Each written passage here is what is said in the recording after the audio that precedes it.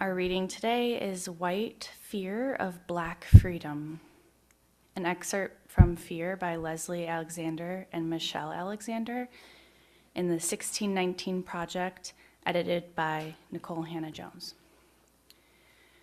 There's never been a time in the United States history when Black rebellions did not spark existential fear among white people, often leading to violent response. Even when resistance has been peaceful or purely symbolic, such as black fists raised during the medal ceremony at the 1968 Olympics, or a knee taken on the football field during the national anthem nearly 50 years later, any sign of rebellion has frequently resulted in threats of acts of violence perpetrated by white vigilantes, militia groups, and the police, often culminating in the creation or strengthening of systems of racial and social control. The reflexive impulse to respond to Black people with severe punitiveness is traceable to the 18th and 19th centuries, when white people desperately sought to control a large, unfree population who refused to submit to their enslavement. The deep-seated, gnawing terror that Black people might one day rise up and demand for themselves the same freedoms and inalienable rights that led white colonists to declare the American Revolution has shaped our nation's politics, cultures, and systems of justice ever since. The specific forms of repression and control may have changed over time, but the underlying pattern established during slavery has remained the same. Modern-day policing, surveillance, and mass criminalization, as well as white vigilante violence, know-your-place aggression, have histories rooted in white fear, not merely of Black crime or Black people, but of Black liberation. Nothing has proved more threatening to our democracy or more devastating to Black communities than white fear of Black freedom dreams.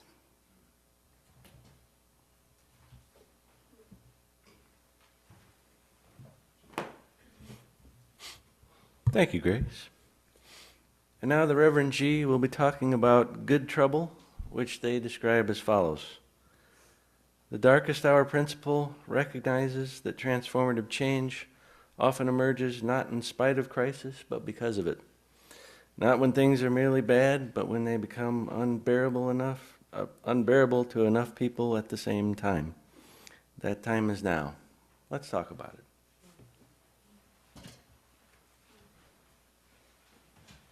it. Well, good morning and welcome. Good morning. I'm very happy to be here. I have a cold, and is this picking up? All right. So I had a rough week.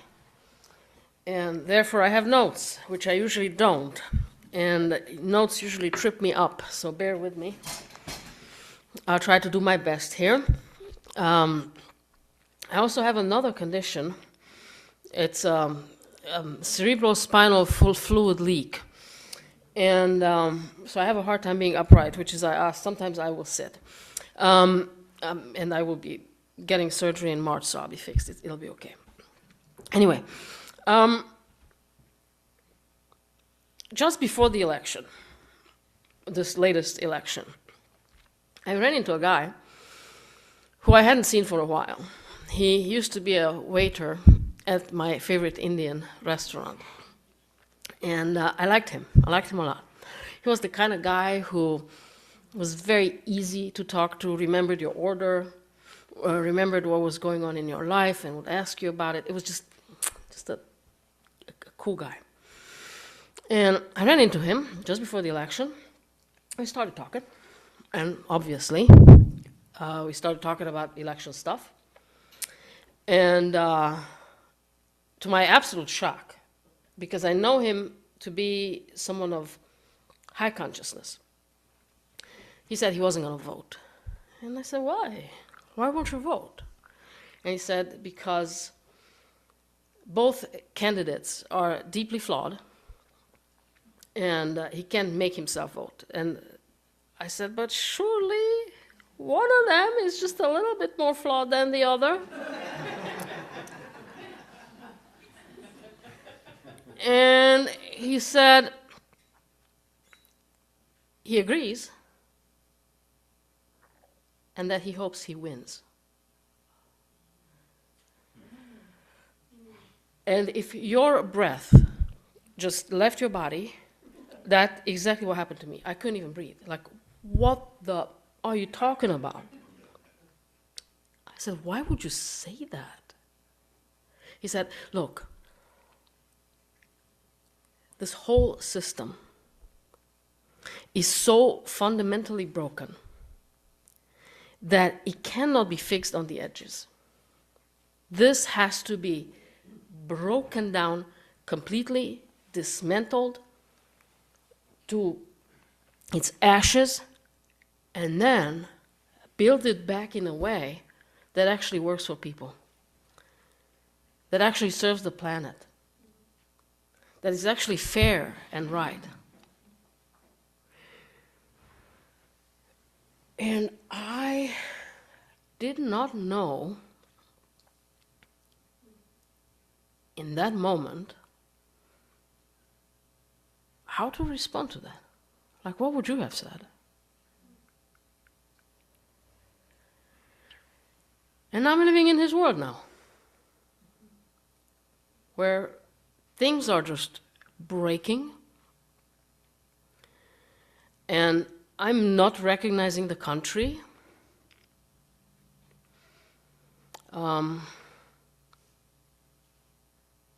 Balance.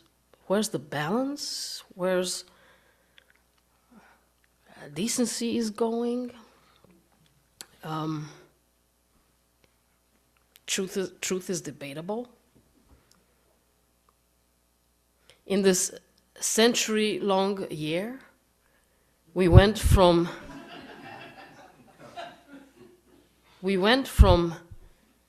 beacon of hope to cautionary tale.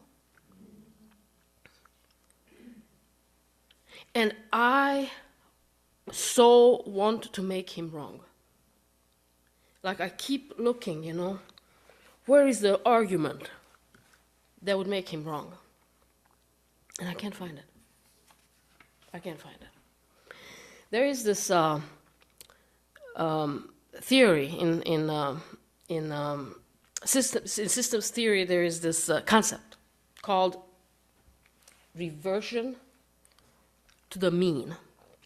Okay? So it's like this. How can I best explain it? Have you ever guys seen a perpetuum mobile? So it's two circles, and they have little balls, little weights, and then if you start it, it starts moving like this, and forever, unless you go there and stop it. But if you just started it, this thing forever moves like that, because it's balanced completely. They balance each other out, so they will forever keep each other in move. And that's systems. That's families, congregations, countries. So we develop a balance.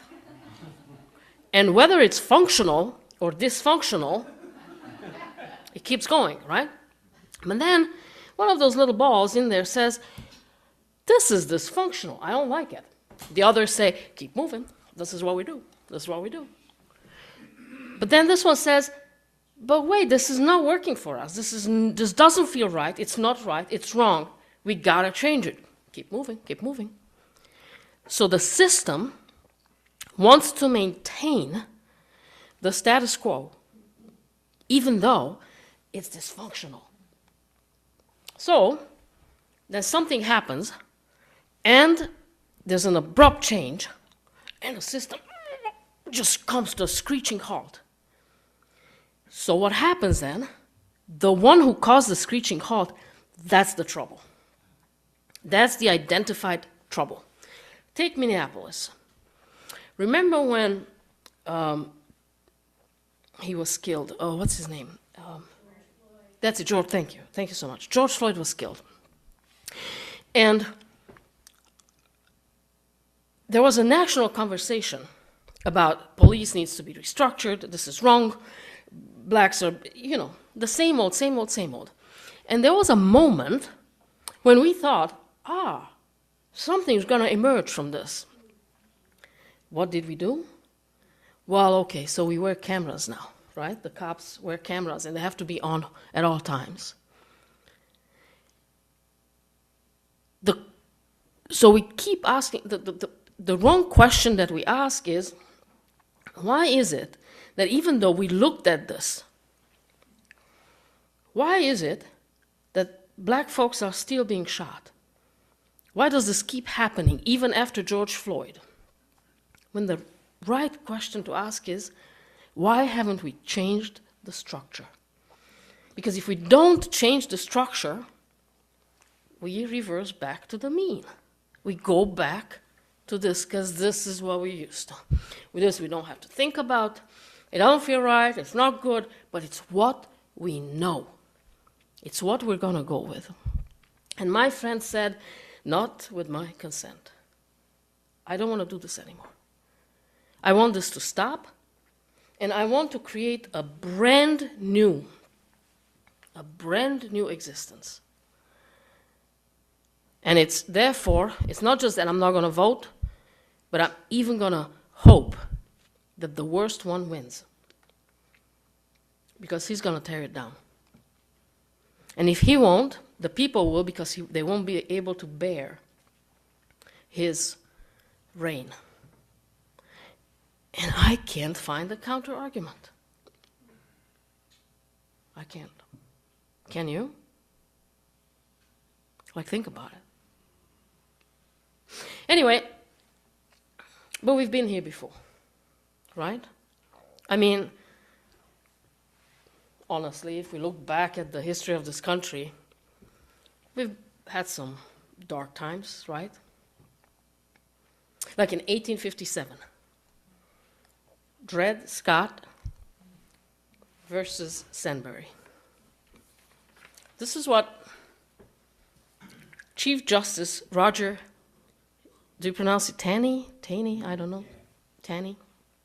This is what he said. In justifying why black people can never be citizens.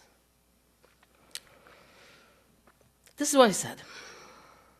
That black people are so far inferior that they have no rights which the white man was bound to respect. Would you like me to read that again? Blacks are so far inferior that the white people... No white man. No white man. That the white man was not bound to respect any of them. Wow. Think about being black in those days.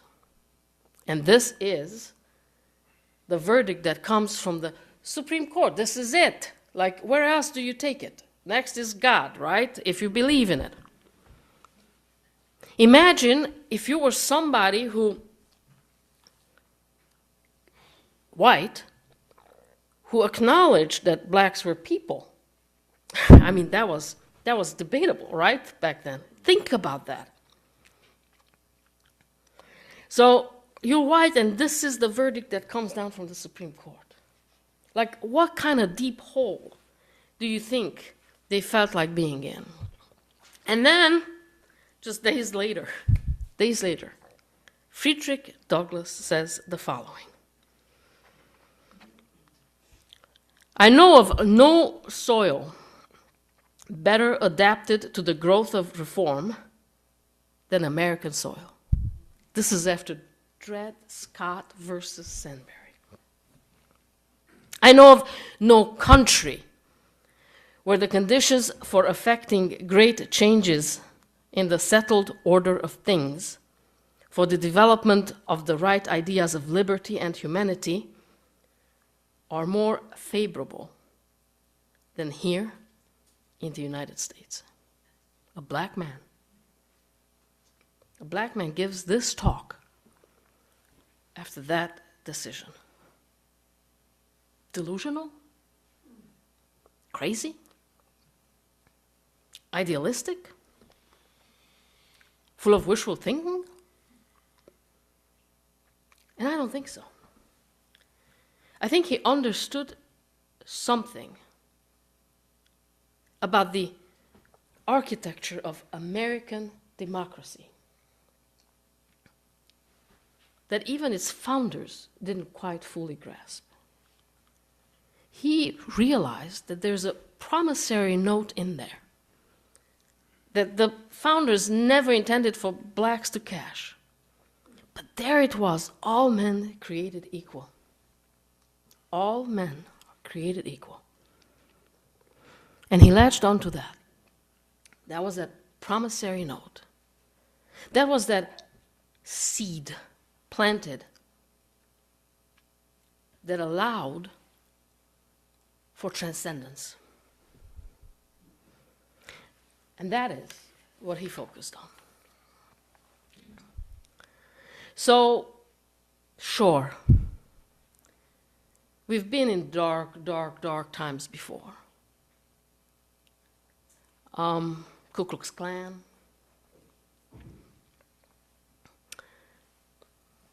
suffragettes. I mean, we know the history. We know our history.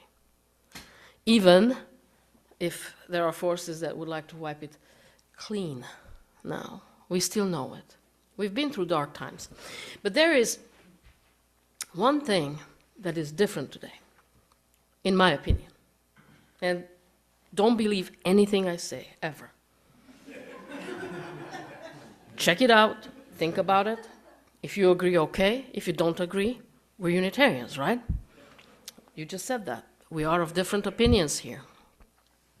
But what I think is different is that in the past, even in the times of the Ku Klux Klan, there were enough people who believed in the architect of democracy, that even though they didn't believe that all people should have equal rights, they believed in the architect of democracy and they wished to protect that. And that is gone today. Today, there is a deliberate attempt to dismantle that very architect of democracy. And that is a huge difference. So, yes, we've been through dark times, and these are unlike any. Bummer. Bummer because we live now without the benefit of the hindsight. Because, gosh, I sure wish I knew how this is going to end. But you know who didn't know how this was going to end? John Lewis. Martin Luther King Jr. They had no idea how it was going to end. John Lewis had a picture on his desk in his office, and it wasn't a picture of him and presidents or dignitaries or even Martin Luther King Jr. No. It was a picture of him on the Edmund Pettus Bridge to remind him. So he never forgets, because he understood that the distance between where we've been and where we wish to go isn't measured in miles and in years. It's measured in memory. And if you forget, and when you forget, you will repeat history's worst mistakes. And that's the picture he had on his desk to remind him. And when he walked on that bridge, he had no idea that his broken scar would also break open the conscience of Americans. And 4 months later, the Civil Rights Act would be signed into law. He didn't know that. In fact, I guarantee you that when those troopers went home that night, they told their wives and their families, we gave it to them. They got it. We beat them bloody. They got what they deserved. We won. But they didn't know that they were creating martyrs. And that martyrs are powerful. And martyrs can change, and always have changed the course of history. So he didn't know. Like, it wasn't the outcome of their movement for civil rights wasn't unavoidable. And they worked towards it anyway.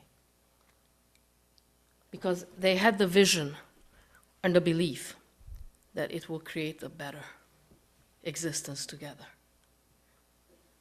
And for that, old structures had to be broken down and new ones allowed to come. But now these structures are showing their fault lines.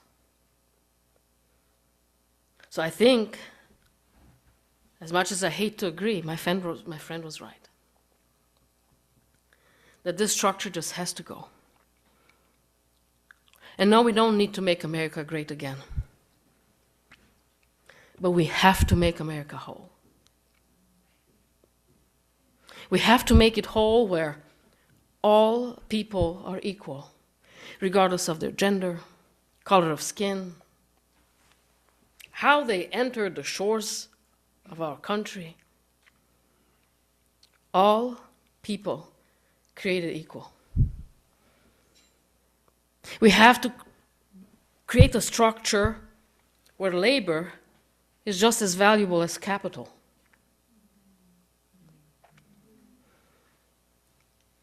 Where healthcare, listen, from personal experience, in 2020, I got this CSF leak. It's a very rare thing. The only place I can be operated on is Cedars-Sinai in LA.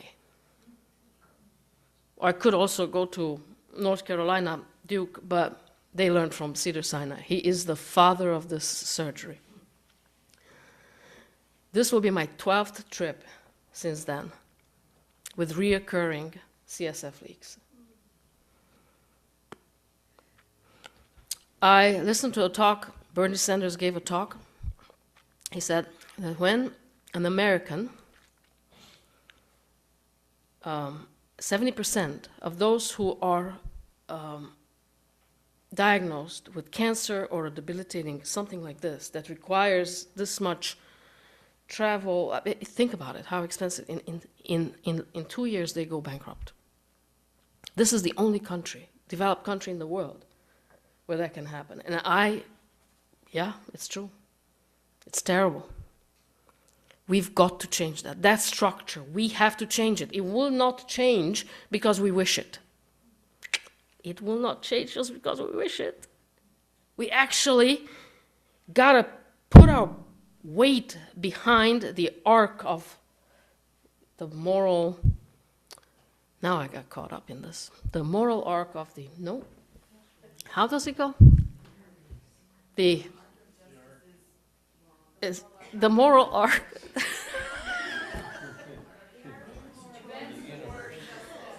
Tell you what, you'll never forget this. Right? But it will not bend on its own. You and I have to put our weight behind it and bend it. Bend it. And then it'll bend. But it's up to us. We have to break down the structure and create a new one where, wait for it,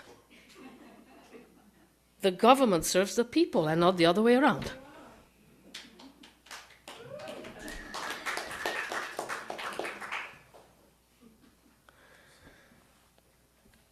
We got to get ourselves in some good trouble, don't we? Some good trouble. But to get in good trouble, there's certain things that are required of us. And first of all, moral clarity is required of us. What do we stand for? and what we do not stand for. And why? You know, John Lewis didn't just say, didn't have vague terms saying like, I don't want any more inequality. No, he said, I want to eat lunch next to a white person. And let that be okay. And that shouldn't be a reason to lose my life. That I want to integrate a bus. And I want to be able to sit, front, back, wherever there's a seat. That's where I'd like to sit. And I shouldn't lose my life for that. And I want to be able to vote. I want to be able to say, to have a say who my government is. Moral clarity. We must have moral clarity. Then, strategic thinking. It didn't just happen. Not wishful thinking, it didn't just happen. Like when they did the sit-ins. They didn't just show up and said, okay, you sit here, you sit there, and we'll see what happens. They planned for it. They role-played. These students learned how to protect their vital organs. They role-played being spat on and kicked and hit. And how would they respond non-violently to that? Like there was some very strategic preparation and thinking. We must do that. And they didn't do it alone. Coalition. They formed coalitions. You know what I like about our Unitarian Universalist faith? Is that though we have a lot of different ideas, like some of you might even believe in God, some of you might not, some of you may be Wiccans, Buddhists, Hindus, who cares? Because we are in a coalition that we call, no, I can't think of the word, and it's the most important Unitarian, my brain isn't working right. Covenant. We call it a covenant. But it's a coalition where we focus on that which we have in common and not on that which we don't. What's the point? How can we be in community when we constantly just scratch the differences? No, we don't do that. We focus on that which we have in common, and then we work together. And then we start looking like a group of people who belong, even though we're so different. Coalition. Like, don't expect that whoever you're going to collaborate with is going to share your every single value and your every single principle. Have them share enough. Enough for us to keep going in the same direction together. Enough. Sometimes we tend to be a little bit high hoity-toity. Like we really want everybody to just like completely agree with every single value because our beliefs are like right. And they are.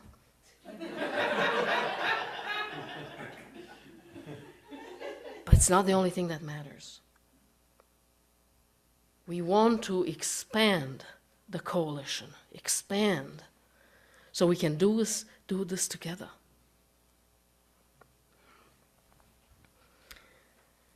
Good trouble requires truth-telling. And in this day and age, where the lies are non-stop from the government, this is a revolutionary act to tell the truth. And when you hear a lie, call it out. Call it out. It's up to you. Just say, yeah, not with my consent. You're not going to lie in front of me without me calling you out. You can lie. I'm calling you out. I'm not going to play nice. I'm not going to smile. I'm not going to just let you be. I'm gonna call you out. And good trouble, my friends, requires sacrifice. It does. We saw good and petty. They paid the ultimate sacrifice. I'm sure they didn't want to, had no idea they would. But they did. And we've got to sacrifice our time, our resources, our priorities.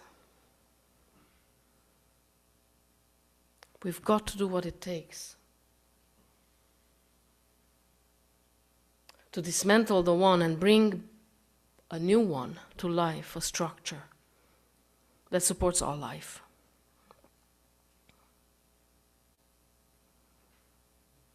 Where all people matter. Where life doesn't just work well for the plutocrats, but for all of us. It will require sacrifices. But those sacrifices will have been worth it, because the alternative is complicity. Complicity. And that's too high a price to pay, my friends. Bonhoeffer was a German theologian. And when the Second World War broke out, he was here in New York. And, he had to sit in with himself. And he thought, what right do I have to sit out the war here and then when it's over, go back home and rebuild? And he thought, none. So he went back during the war. And he was a pacifist, a minister pacifist, Christian. And he began organizing against Hitler and Nazism. And in fact, he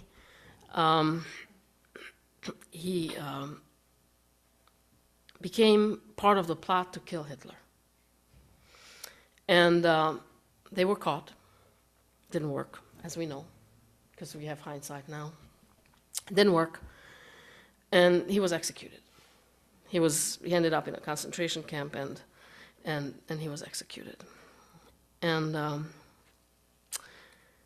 before his execution, he wrote this: "Silence in the face of evil is itself evil. God will not hold us guiltless. Not to speak is to speak. Not to act is to act."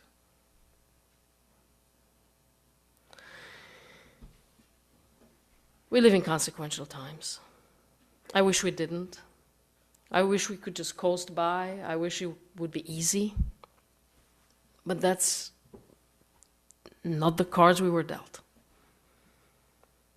Not to speak is to speak. Not to act is to act. So we speak. I do that through my clothing choices. I do that with my words. And I've given it some thought. And I have this pulpit. And I've decided that as long as these are the conditions in this beloved country of ours, this is all I will ever use my pulpit time for: to speak against and for. Because I am thinking, if I would have been a minister in Nazi times in Germany, what kind of talks would I have given? And could I have lived with myself if I would have just talked about, the things we used to talk about before, and not address the life and death issues that were at hand? in those days, and I could not live with myself. So if you have me back, buckle up, because you will hear more of this, as long as it takes. As long as it takes, because our moral standing isn't just opposition, it is an affirmation as well. That we stand for the dignity of every human being. That we stand for an economy that serves people and not just plutocrats. That we stand for truth over lies, transparency over corruption, and justice over power. We stand for the rule of law equally applied. And that government should serve the people and not the other way around. And my friends, we can do together what we cannot do alone. And so it is.